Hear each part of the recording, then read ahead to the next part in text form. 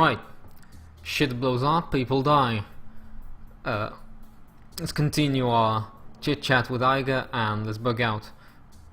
The run was a trap, we can talk about this later. For now we need to bug out. Whoop. I think that's the... Tell me something I don't know, Iger.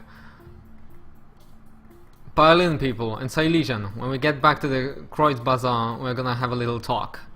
Well, Iger's gonna think I was responsible for this. Alright.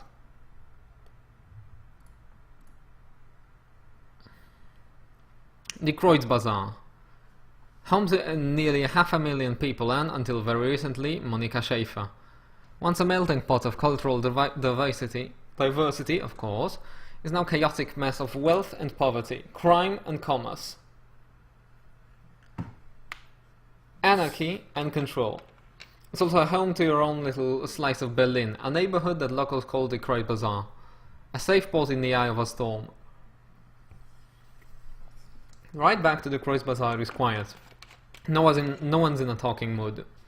As the van peers past potholes and garbage piles, the glare of streetlights and neon signs plays across your window, painting the world in a kaleidoscope of garish colors. Soon the van rounds a corner and skids into halt in a narrow, crumbling alley. This is as far as Berlin's chaotic streets will take you. Your team wordlessly debarks the vehicle and climbs down to a disused section of the U-Bahn tunnel system, a well-kept secret, providing your team safe passage into the Kreuz Bazaar. Your safe house waits on the other side. Very nice. We got a safe house. That's always liked in games. I always like to have kind of a base to go back to. Let's get inside. And also let's save real quick. Can't happen fast enough, love. The sooner we go, I guess the better. Right, everybody's in top health.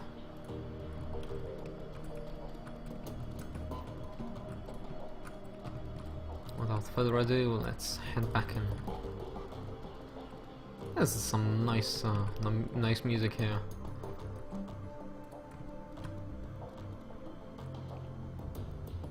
You step inside and the squalor of a disused U-Bahn tunnel gives way to the warmth of your safe house. A man waits inside, silhouetted against the dim fluorescent lighting.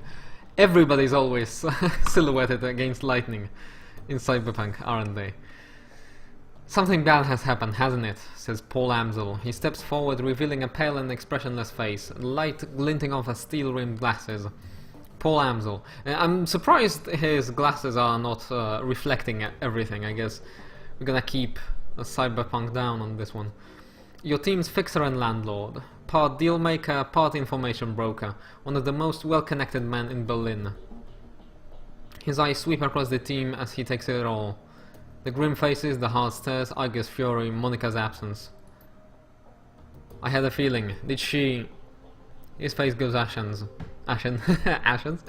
I watched too much Ashens. He swallows, takes a moment to chew on the words before spitting them out. How did it happen?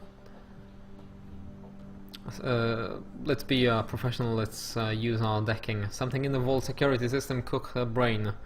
Was too quick to be black IC. Well, she just plugged in and bam.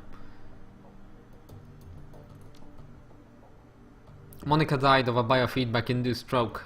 Glory nods, her motions robotic and spare. That's right, Iger thrust a gloved finger into your chest, and this idiot stood by and let it happen. So now, what do we have?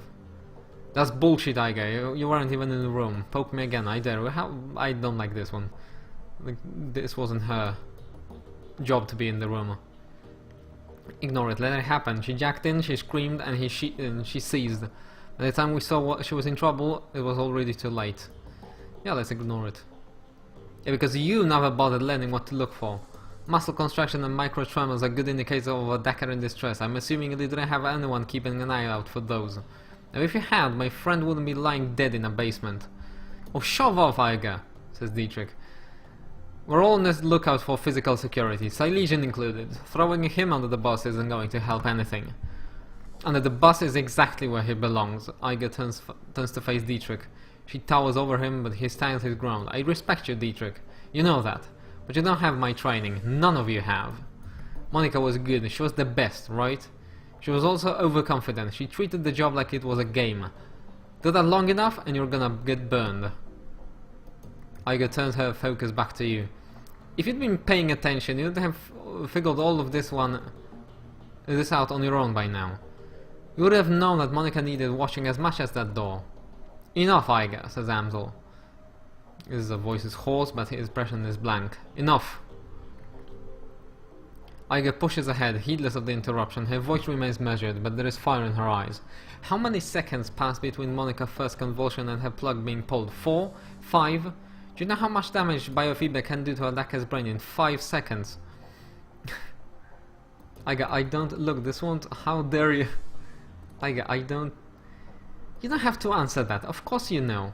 Monica died while you stood there and watched. This is all your That is enough, says Amsel. His voice comes out in a roar and his fist smashes down the desk behind him. Of course. Very nice. Iger, you and Silesian have it out later, but I've had enough. We need to talk action. Our client sent you to do something much bigger than he'd let us to believe. I want to know why. Right there with you, Dietrich. This was supposed to be a milk run. Payback isn't the only reason why we need to find him. We saw something back there, something that we weren't supposed to see. It's fair to assume that we are still in danger. Amsel pauses, rubs his temples. Agreed. And to neutralize the danger, we need to know who we are dealing with. Let us review the events that transpired tonight. The smallest detail could be important, so hold nothing back. Right, so let's see. The estate was just a front for whatever was going on in the basement. Let's go straight to this Feuerschwinger. Schwinger? She fought hard to tell us. It must be important. A fire wing. This is unexpected. Amsel seems taken aback. You'll have to forgive me. This brings back many unpleasant memories.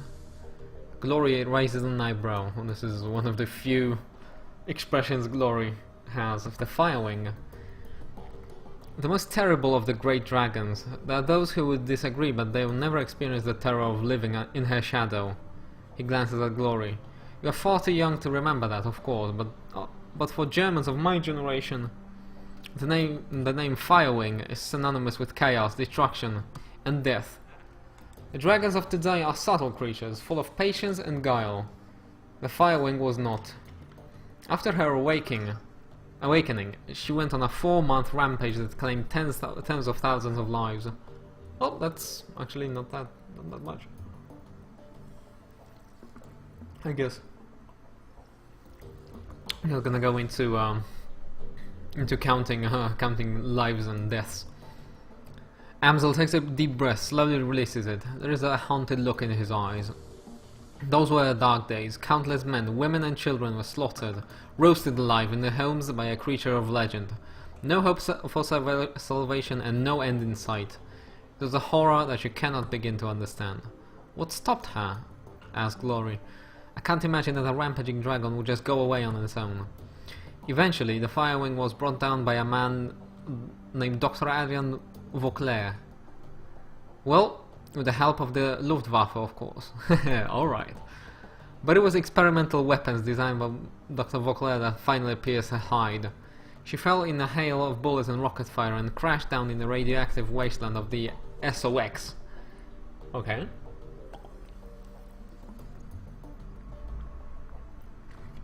This event was called the Dragonfall.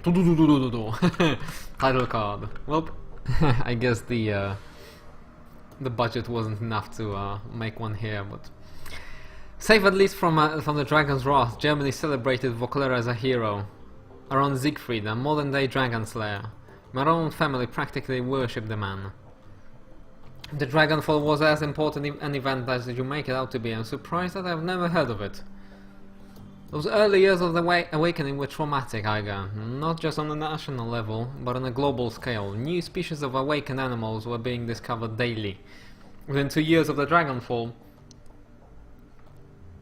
the active use of magic has returned to the world. A new source of terror for a bewildered public, and in 2021, the sudden emergence of orcs and trolls gave rise just to another wave of global panic. In light of such... Oh, okay, I'm actually not familiar with Shadowrun, so I don't know how much... is this a fantasy world, orcs and trolls and magic and dragons invading our world? I'm gonna have to read up on this. Right, so back to Amsel. In light of such turmoil, is it any surprise that Dr. Vauclair and Firewing were forgotten? Dragons were yesterday's news. Right, I guess. Well, there's a lot of important stuff that gets forgotten. Heroes his temples. Again, all of this happened decades ago. To the best of my knowledge, the story of Firewing is a bit of a historical trivia, and nothing more. Right. So Monica spent her dying breath just to tell us about a long-dead dragon. Iga sweeps her eyes across the group, searching for a glimmer of insight. Finally, she gives up. Well, I guess we're gonna have to wait and see who Monica was to Iga. Any ideas as to why? Amsel's voice trembles with frustration. No, it doesn't take any more sense to me than it does to you. The Dragonfall is ancient history. The Firewing has been dead and gone for 42 years. But there's one thing that I do know. Whatever Monica saw, whatever she was trying to tell us, it was important. He visibly struggles to calm himself, takes a deep breath and slowly releases it. I will look into this, and I will find answers. In the meantime, did you turn up anything else of value? Right, the estate was just a front to what's going in the basement. That is clear. It wasn't a minor enterprise either. The facility took serious fun to build. And time. There was more that we saw. Places like that don't spring up overnight. I'm actually very pleasantly surprised how talkative and not brooding Glory is for all her darkness. And all in secret, the owners, says Amsel, whoever they may be, there are none too pleased by your escape, I'm sure. What else did you find? After everything went to hell, we are confronted by an orc in military-grade armor. He appeared to be the head of security. There is not much to go on. Do any details about this orc come to mind? Any distinguishing features I could look into? He was an older guy, for one. From the sound of his voice, I'm guessing mid to late 40s? Pretty old for an orc. And she had skin grafts. Most of his face looked like replacement material. If the grafts come from a legitimate hospital, there may be medical records. That is something. I will see what I can find. Oh, very nice. Did you note anything else during the run that may be of value? That's all we got. That is not much. Amsel nods, his face drawn and haggard.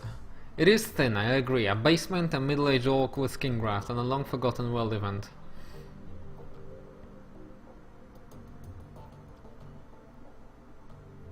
Right.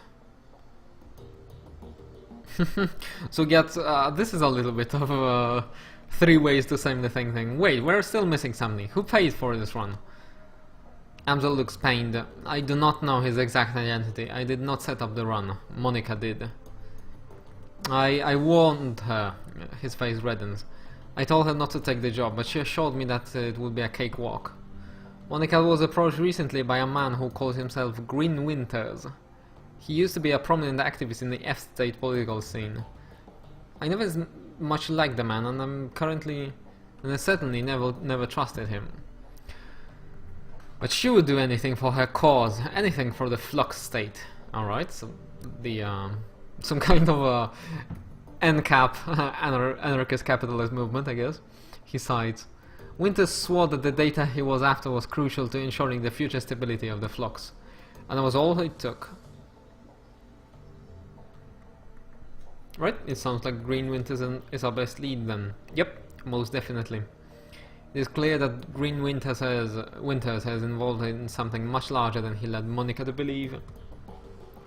When he finds out what happened in the run, he's probably gonna grab it. We need to chase him down before that happens. Yep. So how do we find it going? There is a man here in the Croix Bazaar, a Turk named Buragazi. Buragazi, okay. He owns a little soykaf shop just down the way called Cafe Kresb. This man is also a purveyor of information. I have done business with him from time to time. You think we should know something? Amsel nods. When I discovered Monica's renewed association with Winters, I contacted Alteg, so the information broker. One of his people has been keeping the tabs on Winters ever since. As I said, I did not trust the man. Huh. That's still... Well, it's better than... This is one thing I disliked about Mass Effect. You had these very short and pragmatic answers, and then Shepard just went into these very long dialogue. But this also looks like the same way to say the same thing, so... Yes, tell him I sent you. I will do that. I will do what I can to dig into the information that you've uncovered already, sparse though it may be. Alright. So we gained some karma. You got our people dispersing. Right, we got some karma to spend. I'm gonna do this, and I'm gonna cut the episode short. It's gonna be just a little more, just a little reading episode, I guess. So we get some karma. Spend it on decking and probably pistols.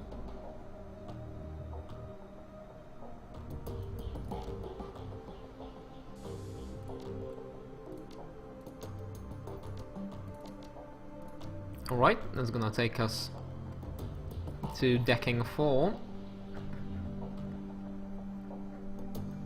Let's see, can we upgrade pistol? Not really.